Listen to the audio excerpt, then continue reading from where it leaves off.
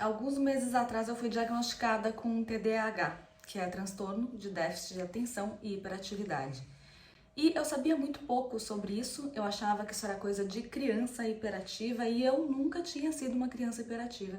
Fui ler sobre o assunto e aprendi também bastante com os profissionais que estão me ajudando nesse tratamento que eu tô começando, na verdade.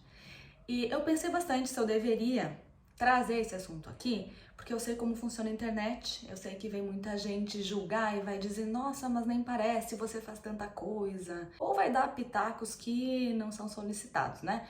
Mas, apesar de saber que tô correndo esse risco, eu achei que valia a pena falar, porque eu gostaria de ter sido diagnosticada antes. E eu tenho pensado em vários momentos da minha vida em que isso me atrapalhou muito e que eu podia ter, talvez, evitado ou amenizado os efeitos desse transtorno se eu tivesse acompanhamento adequado. Eu li que no Brasil 2 milhões de pessoas têm esse diagnóstico e eu fiquei pensando em quantas outras mais devem ter e não sabem, assim como eu, né, que fui diagnosticada aos 38 anos. Então deixa eu contar para vocês alguns dos sintomas ou das características que o TDAH costuma ter, com as quais eu me identifico. E a primeira delas é uma grande velocidade de pensamentos. Eu assisti um TED Talk de uma pessoa, de uma adulta com TDAH, que ela comentou que é como se a cabeça dela tivesse vários canais de televisão que ficassem trocando, alternando entre si constantemente, só que quem tem o controle não é ela. E eu me identifiquei muito com isso, porque eu tenho muito essa sensação de que as coisas dentro da minha cabeça estão acontecendo sempre numa grande velocidade, que o mundo não acompanha. E isso gera impaciência, isso gera frustração, isso gera ansiedade.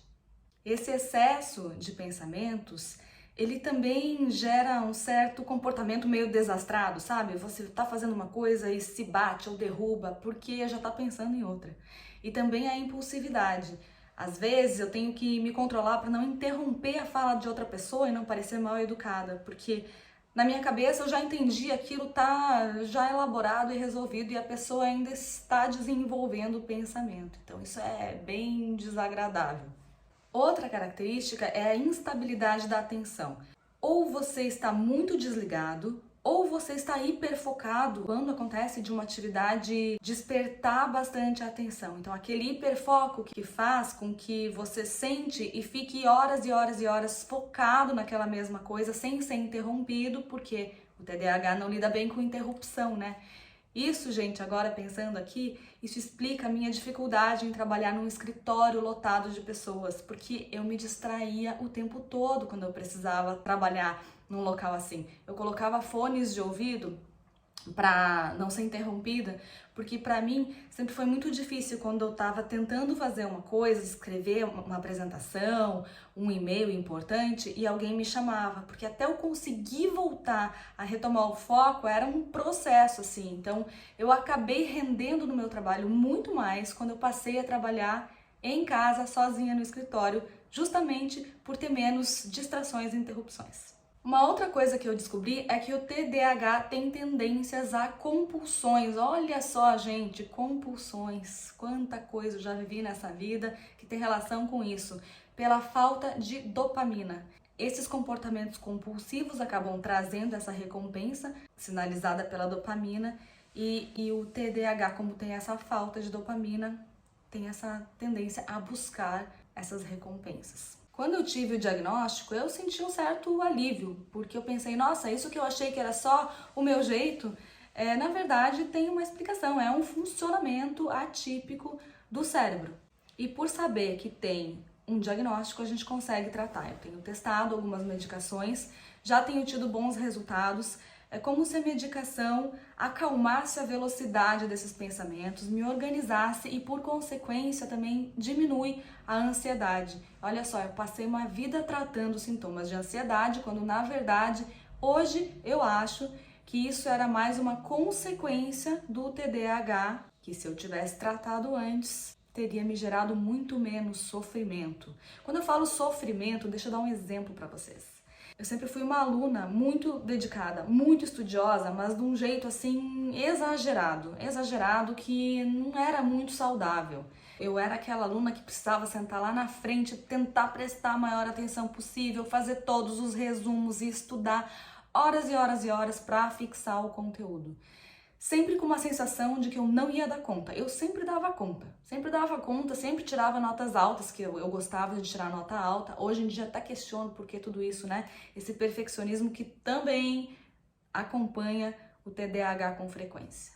Mas para eu conseguir isso, eu precisava fazer um esforço muito maior do que outras pessoas, e isso sempre me gerou um grande sofrimento de chorar por achar que eu não ia conseguir, de fazer meus pais também sofrerem junto comigo, porque sempre foi esse drama.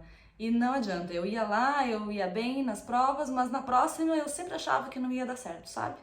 Então, se eu tivesse sido medicada naquela época, gente, quanto sofrimento isso poderia ter evitado? O neurotípico vai de A a B em linha reta, e o TDAH, ele vai em zigue-zague. E é isso que gera esse cansaço. E onde é que entra a rede social nisso tudo? Rede social, como a gente sabe, é uma fábrica de distração. A gente entra para publicar uma coisa, quando vê, tá clicando no perfil do cachorro, do colega, do amigo, que a gente nem sabe quem é, e termina comprando um batom. No meu caso, é mais ou menos assim.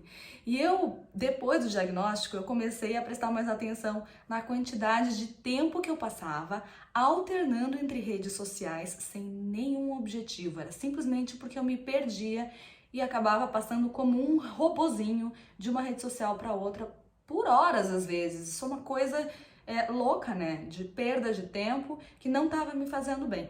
Então, por isso que eu também desativei a minha conta por algumas semanas para experimentar como seria a sensação de saber que não ia ter ninguém me chamando, que não ia ter nenhuma demanda.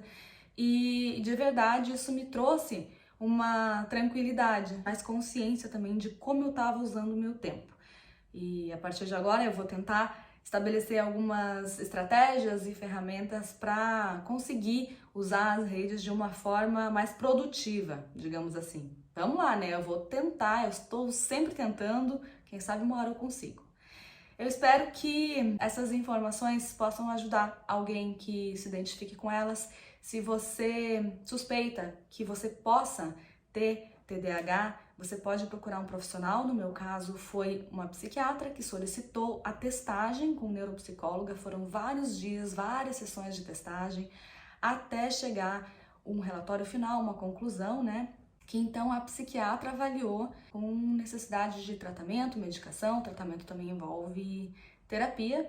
E é um processo, né? Tô ainda descobrindo e aprendendo, mas foi sim um grande alívio saber que tem uma explicação tudo isso e que tem tratamento.